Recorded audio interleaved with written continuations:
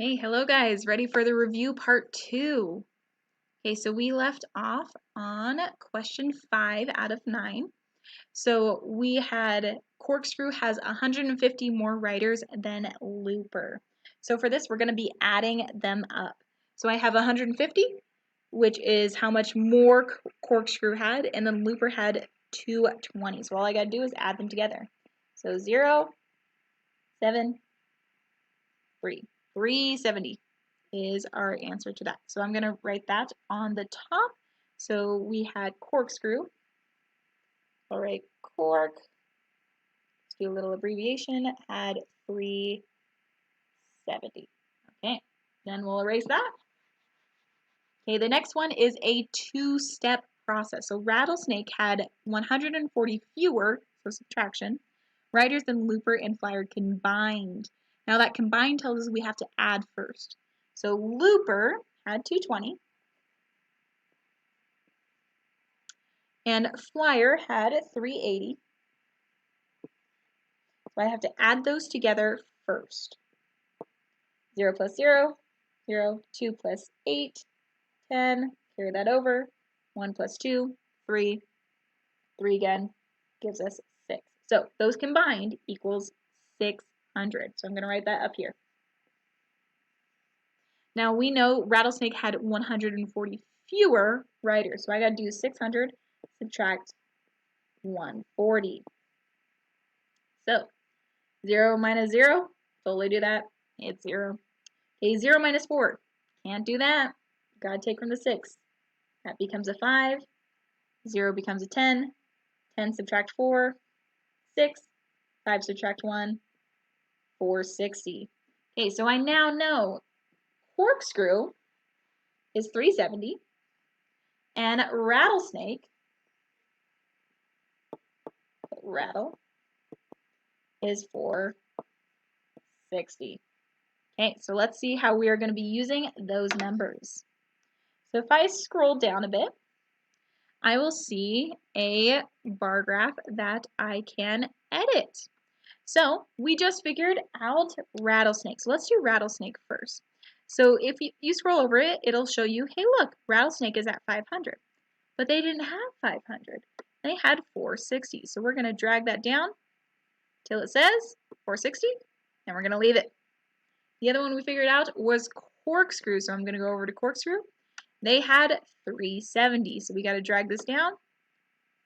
So, just passed it. 360, 370. Leave it there. Okay, let's go back up. Dragon had 420. Let's drag that down to 420. There it is. Leave it. Looper, 220.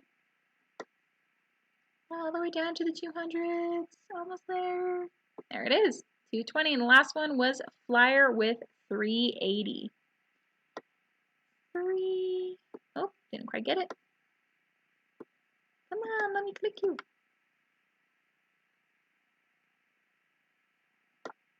There we go.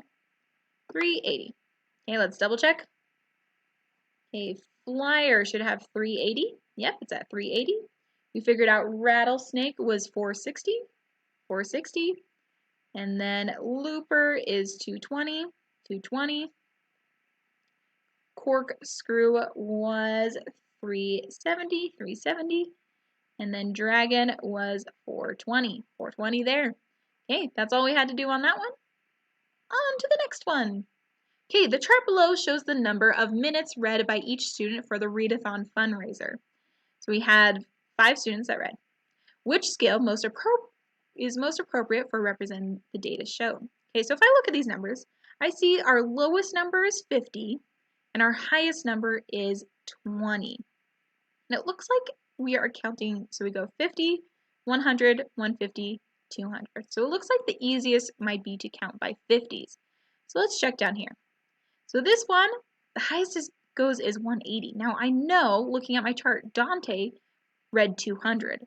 So A is not going to work. B goes all the way up to 300. If I look at it, it does count by 50s. So we'll put that as a possible option, but let's check the rest of them just to make sure. Okay. C. Oh, it only goes up to 175. We need to go all the way up to 200, so C will not work. Okay, last one is D. This one does go up to 200, but it counts by tens. Now, if our first one is 50 and our next one is 100, we don't necessarily need to count by tens. We can have a much smaller counting.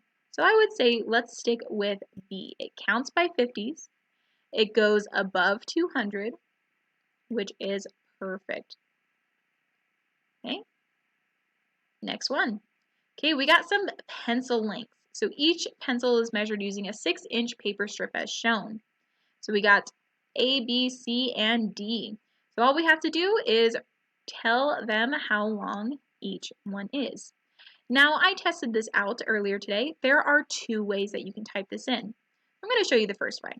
So pencil A, I can see it goes to 2 holes and then 1/4 and 2/4. So I'm going to write that in. So I'm going to type in 2 holes, then I'm going to click on my fraction, and that was 2/4. So that is one way that I can do it. I can do the holes first and the fraction next, and it will count that as correct. And let me show you how to do the other way on pencil B. So pencil B, I go all the way to here. So the other way is to just count it by fourths. So I'm going to start at 0.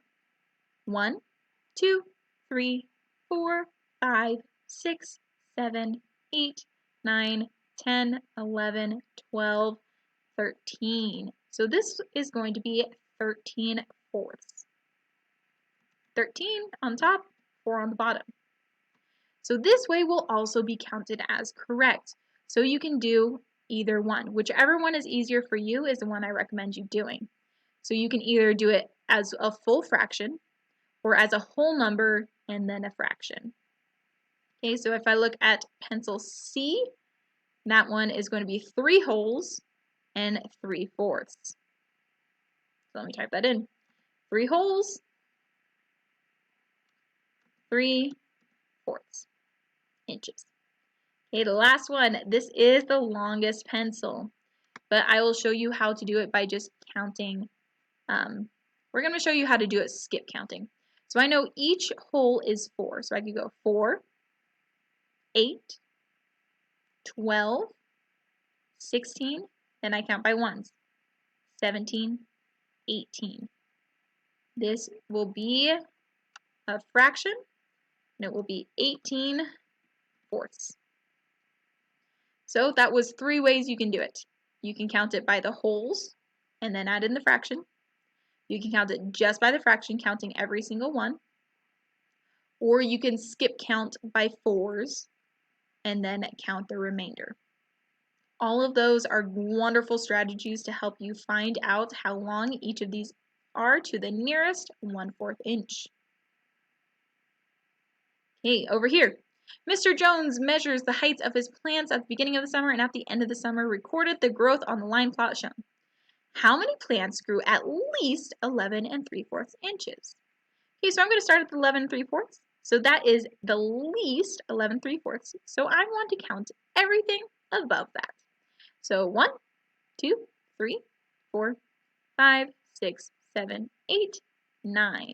So I know 9 of these plants grew at least 11 3/4 inches. Next. Okay, last one. We made it to the end. So this one is going to be the trickiest one to keep track of. It's not necessarily a difficult one, but it's a tricky one to keep track of. Because all you have to do is you have to take these numbers and you have to put them on the table. And that's it. Each X represents one robot. So as I scroll over, you'll see an X will appear. And I just have to click that to drop an X and click it again to erase the X. Or press this undo button. Okay, so I'm going to start at the top. What might be a good idea for you to do is if you know you're going to lose track of which number you're on, you might want to copy this down onto paper so that as you plot each number, you can cross out the one that you have done. So I'm going to start on the top row.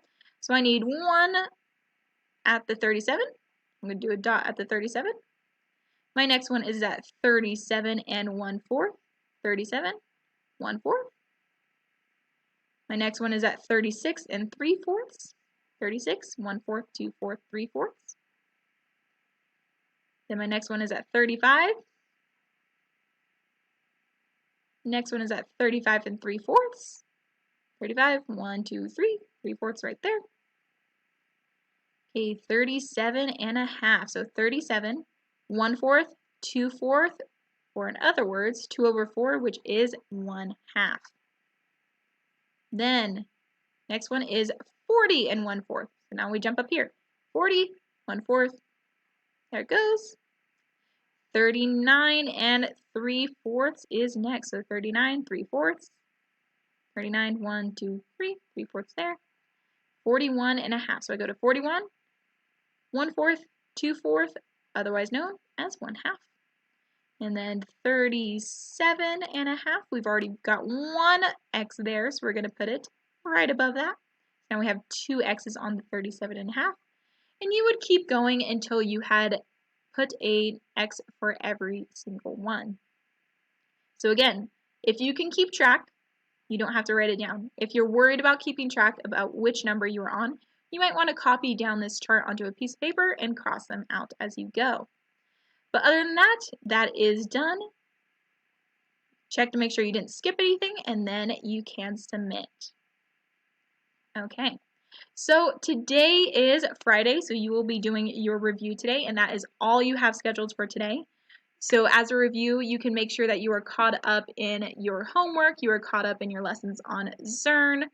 Our test will be on Monday. I will post it tomorrow, so if for whatever reason you need to take it on Saturday, you have access to it if you would like to. I'm welcome to, you can email me any questions that you have, just letting me know if you're struggling on anything before you take the test. But I am here to help you out. So good luck with your studying, and that is it. So have a great day.